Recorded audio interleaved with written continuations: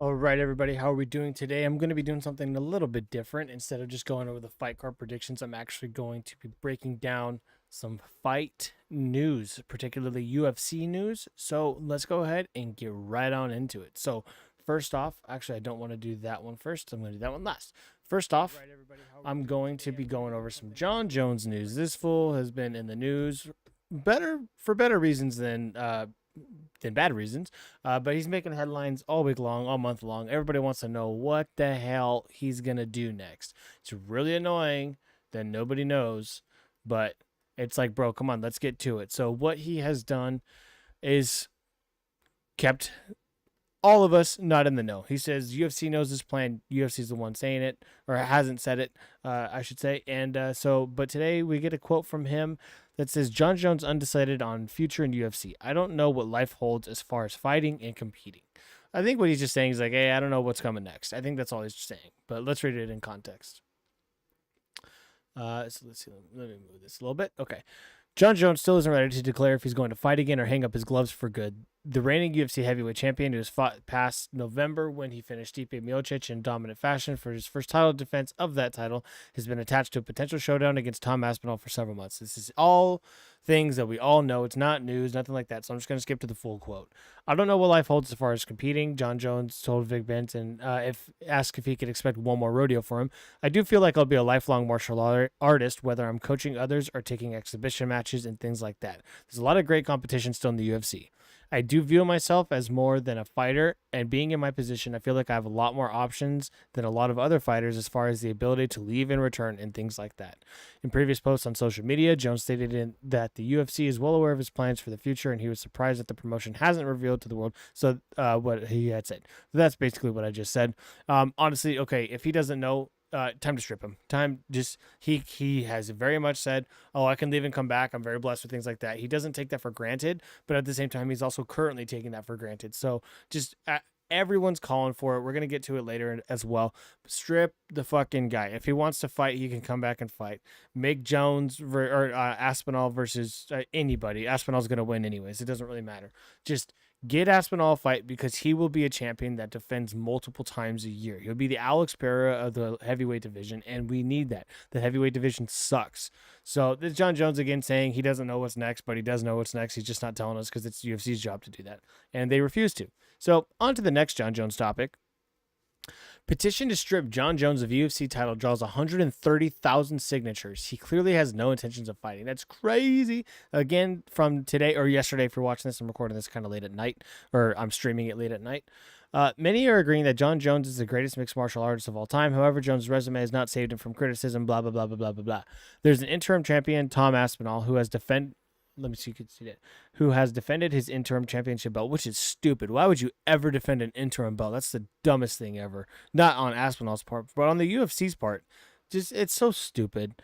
Is that the first time anyone's ever defended an interim belt? Either way, it's fucking retarded.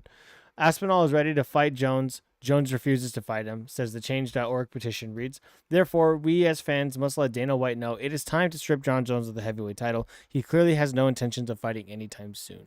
I think Dana White knows when he's going to fight, and he knows the trajectory that John Jones is on. He would strip him if it's... Last time it was different. He got hurt, and the heavyweight division sucks. This time, he's got a plan.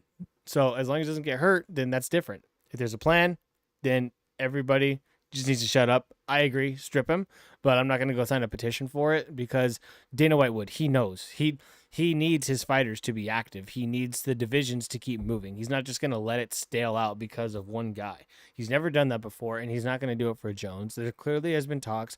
There clearly, maybe the contract's not signed, but a contract is there. So I don't know. I understand it, but at the same time, it's like, okay, like, come on, guys. Dana knows this. The UFC didn't get to where it is because fans made petitions. So, like, let's just let him do his job. Let's just see what this person says. I've been a huge fan since about 2006. I watch every pay-per-view and tend to travel to one or two live events a year. At one time, John Jones was my favorite fighter. Hell, I had his shoes even. The whole debacle is a stain to the sport. If John won't fight Tom, he needs to be stripped. Dana cannot keep playing favorite like this. It's asinine. It's wasting Tom's prime. It's unfair to other fighters, and quite frankly, it's ruining the sport. Love the UFC, but this is an issue, and perhaps we all need to boycott it. Then they won't do something about it. or they won't do something about it. Also, at the same time, Aspinall's a great fighter. He's very confident he can win no matter who it is. So if he wants to fight that bad, just sign a contract to fight somebody else. In the meantime, stay active. If you lose, you lose. Big deal. It's not like he's not going to be a champion one day. The Fool is the most like prime heavyweight that there is. So that was it. Petition to strip John Jones. Let me know down below if you agree with this petition. Did you sign the petition? I personally don't really care. I'm pretty sure they have a plan, but hopefully we'll find out by International Fight Week what that plan is. Last John Jones topic we got coming up. John Jones puts himself on MMA Mount Rushmore alongside 3 legendary UFC champions. You can say that's narcissistic, and I understand, but at the same time, nobody's ever done what he has. He's literally going through 3 generations of fighters right now. So let's see who we put up there. I don't care about that stupid ad. Okay, arguably the greatest fighter in UFC and MMA history as a whole. Showed some respect to a few other legendary names. Currently, the UFC reigning heavyweight champion John Jones previously established himself as an all-time great during his time with the UFC light heavyweight belt before he moved up a division in 2023 and claimed his second title, submitting Cyril Gane at UFC 285. Bones successfully defended the heavyweight title against Stipe Miocic at UFC 309. Fans have recently called for him to be stripped. Okay, we got over this. Okay, let's just see his Mount Rushmore. Many fans already consider Jones to be the GOAT of MMA. While the 37-year-old does acknowledge his own place in the sport's history, he also celebrated 3 other legends when we recently asked to name his Mount Rushmore fighters. Okay, I have not seen this article, but I am going to guess he's going to put GSP, Anderson Silva, and maybe Randy Couture, one of the old guys. And if he puts any, so those would be the men. And if he puts any woman in there, you can kind of interchange them. I think GSP and Anderson Silva are on there for sure. And if you want to put a woman in there, I would say he would probably put Amanda Nunes or Ronda Rousey, just because Rousey kind of got the women's division where it is. Like she walks so they could run. But Amanda Nunes is like the only double champ ever to actually simultaneously defend both belts, which is awesome. I think that's good for her. Or obviously it's good for her, but I think that's what the UFC needs to see. And usually, I don't know which gender it's harder to co-weight for, but I mean that's a tall order. So let's see. Demetrius Johnson. Oh, okay. Demetrius Johnson, Anderson Silva, and George St. Pierre, and myself in no specific order. Okay, so I got 2 out of the 3. Demetrius Johnson is one of those very underrated fighters. I actually saw him fight Henry Cejudo. I think it was their second time, but he wasn't entertaining, I guess. I don't know. I didn't really get into the Demetrius Johnson train until he left. But I could definitely see why. You look at his record, he was an all-time great. I think we've really done great things in this sport. Demetrius Johnson, Anderson Silva are on the conversation alongside MMA GOATs. Okay. Then yeah, talking about GSP leaving to go and fight Bisping. That was a crazy fight. So all right, fans still waiting on Jones versus Aspinall blockbuster. That's it. Pretty quick little John Jones title there for his Mount Rushmore. Jesus, Mount Rushmore. Let me know down below who is your Mount Rushmore. I put GSP and Anderson on there for sure. I would want to put Jones, but just because, like, as a fighter, yes, but because of all of his outside stuff, like, it's hard to put him there. But also, I preach when it comes to actors, you got to separate the actor from the person, and I think you have to separate the fighter from the person as well. So I'd say he'd be on there. The last one I would probably put. Oh, it's so difficult. Fuck it, Conor McGregor. He got the sport to where it is. He did what Ronda Rousey did for women's MMA. UFC was big, but Conor just took it to a whole other level. It's hard not to have him there. But anyways, on to the next topic. Former bantamweight champion Peter Yan returns against Marcus McGee at UFC Abu Dhabi in July. So I don't think anybody saw this fight coming, and I'll be honest, I don't even know this guy's Marcus McGee. I don't even know what his face looks like just hearing his name. Strange matchmaking alert. Former UFC champion bantamweight number 2 ranked Peter Yan returns after an 8-month hiatus facing number 13 Marcus McGee. I mean, it's almost a year, so I mean, I'm not surprised they're giving him somebody a lower ranking, but I would assume they would give him like 8 instead of 13. To be fair, I don't know who's in the 8th spot right now. He may have already fought him. Yes, Yan, who has a stronger claim to bantamweight title shot at 316 than Sean O'Malley, is pitted against a fighter largely unfamiliar to MMA fans. On paper, this matchup it promises fireworks. Both are elite strikers, but pairing them in their current rankings feels utterly perplexing and makes zero sense. Well, that's also what happened when Peter Yan fought Sean O'Malley, and that was a really good fight. And some people still think Sean O'Malley lost that fight, but it's the same thing. Yan doesn't care; he just wants to fight. Obviously, he's not going to get a title shot a month after they already have one, and he was injured, or whatever he was, so he probably couldn't have even fought for this title shot. They might have offered it to him, and because he couldn't, they gave it to Sean. Who knows? He's on a 2-fight win streak, rounding from a 3-fight slide. The Russian delivered a commanding unanimous decision over Davison Figueiredo. That was a good fight. Yan has been pushing for a clash with Umar Nurmagomedov, but that appears to be shelved for now. I would like to see them fight too. The two Russians. Let's get them at it. This is McGee. All right, he's 10-1. Okay, he's got a good record going. He last fought in November. Okay, he's probably on the prelims. So I mean, let me know which. Okay, let's see. This is the July Abu Dhabi card. Evlovov and Aaron Pico. Okay, welcome Aaron Pico. Peter Yan versus Marcus McGee. Different Magomedov versus Berelut. Oh, he just fought a couple weeks ago. Nikita Krylov versus Bogdan Guskov. Asu Amabayev versus Razman Tamirov. And Aslan versus Elikana. Okay, so I'd have to see some of these faces. I can't recognize, I recognize the name, but I don't know the face right off the bat. But this seems like a pretty good card. Abu Dhabi, so it's going to be one of their morning cards, I believe. But okay, I mean, I'm not against the fight for Peter Yan. I just like a guy that likes to fight, and he was hurt, so he couldn't fight for the title. So there you go. Let me know down below what you think about this. Do you like this fight for Peter Yan? Do you think it's ridiculous? Do you think he should just wait to see who wins next week and get the title shot? Let me know your thoughts. Next up, we got some fun news. Let's see if it actually happens. Michael Chandler drops fight date for long-awaited clash against Conor McGregor. Oh, Jesus. Here we go again. But doesn't mean it can't be fun.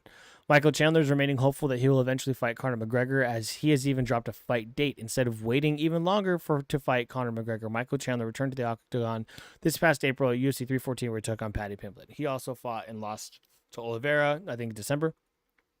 Let me get out of this ad. Unfortunately, Chandler, he was utterly dominated by Pimblett. Yeah, that was bad.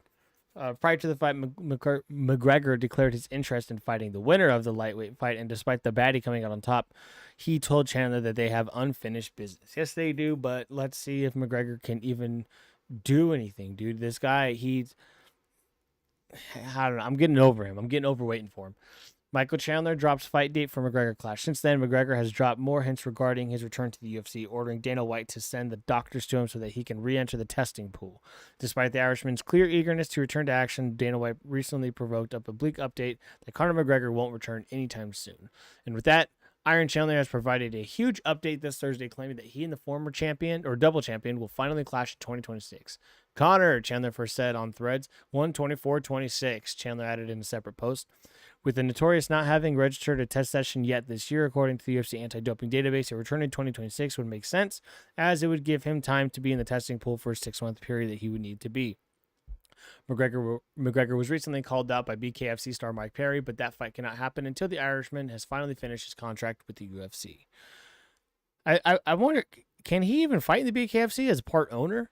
Conor McGregor recently celebrated a title in a different sport.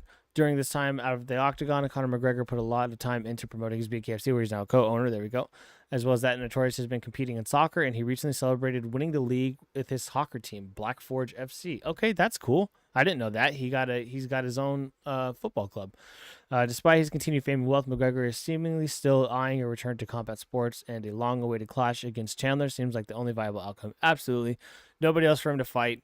Unless you're going to bring back Tony Ferguson and he fights Tony Ferguson. There's just no other fight there for McGregor.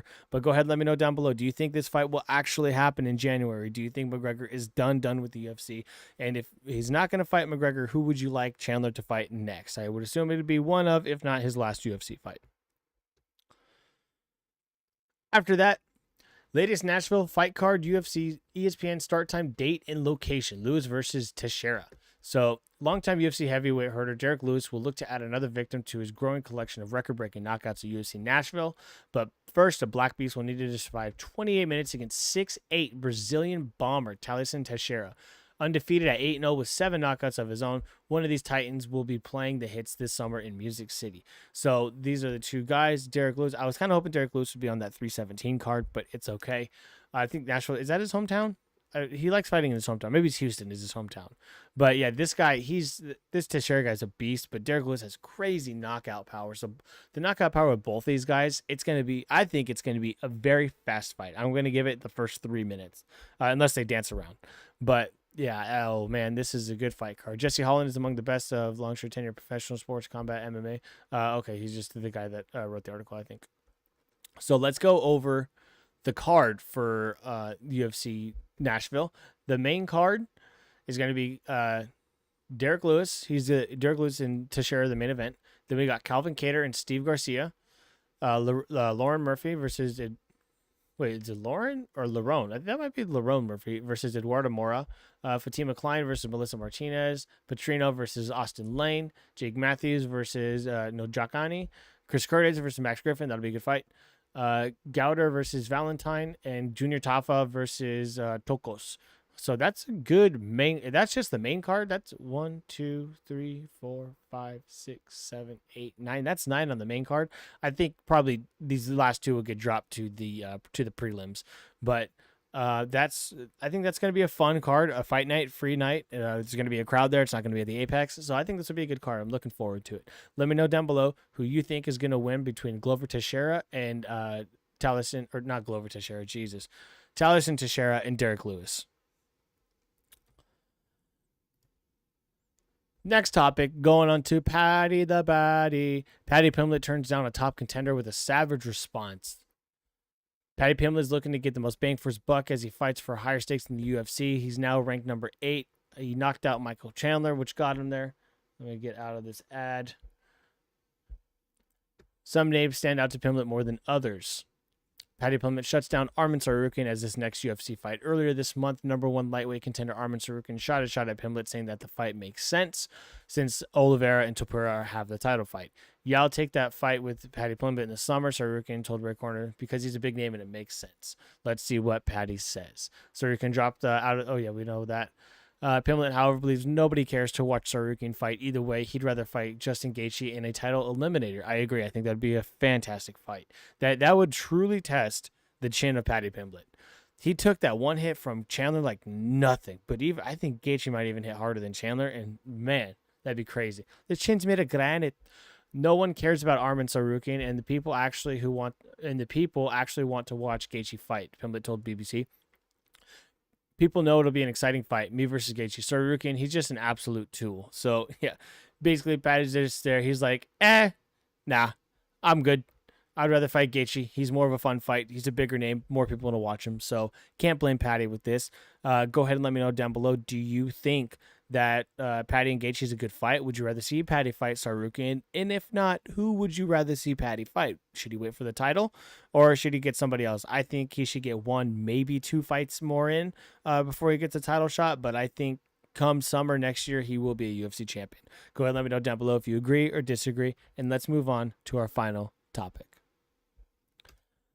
Final topic is going to be breaking down this week's fight night. We have Aaron Blanchfield versus Macy Barber. So let's go ahead and get to the prelims. We're going to break this down and have some fight card predictions. First up on the prelims, we have Ryan Dos Santos versus Alice Ardeleon. I'm going to go with Dos Santos. After that, we have Oki versus Aswell. I'm going to go Aswell. After that, we have Trevin Giles versus Andres Gustafsson. Ooh, that's tough. It's a catch weight, so that means one of them missed weight, or they both did. I want to go. I'll go Trevin Giles. That's gonna be a tough one. I think Gustafsson might take it, but I can't go against the United States guy. All right, then we have Kurt Hollabaugh and Jordan Levitt. I got Kurt Hollabaugh, Jordan Levitt. He just bothers me. After that, we have Rafael Filo and Nascimento. I have Nascimento in that fight. And going into the main card, we have Zachary Reese versus Dusko. I don't even know how to say this guy's name. But this guy, this Serbian guy, he looks like the Dum Dum, you give me gum gum. He looks like that mixed with Sneeko. So that I hope that's not mean, but I mean, I'm just saying that's how I would compare the two. But I'm going to go Zachary Reese. And maybe Serbia will knock out Zachary Reese for the United States and make fun of me. After that, we have Caitlin Vieira and Macy Chasen. Macy she's on a hot streak. She's doing pretty good. I think she will take this fight. I think she'll win by submission. After that, we have Dustin Jacoby versus Bruno Lopez. Ooh, this would be a tough fight. I will go with Justin Jacoby. After that, we have Billy Ray Goff versus Ramiz Brahma. I don't even know how to say his last name. I'll go with Billy Ray's a heavy favorite. I'll go with Ramiz. Let's see what happens. Then we have Gamrot versus Klein. I'm going to go Gamrot. And then in the main event, we have Aaron Blanchfield versus Macy Barber. Aaron Blanchfield is the favorite, but I think it's Macy's time. I think she's going to go on a streak, and I think she's going to get the title. I have Macy winning the fight.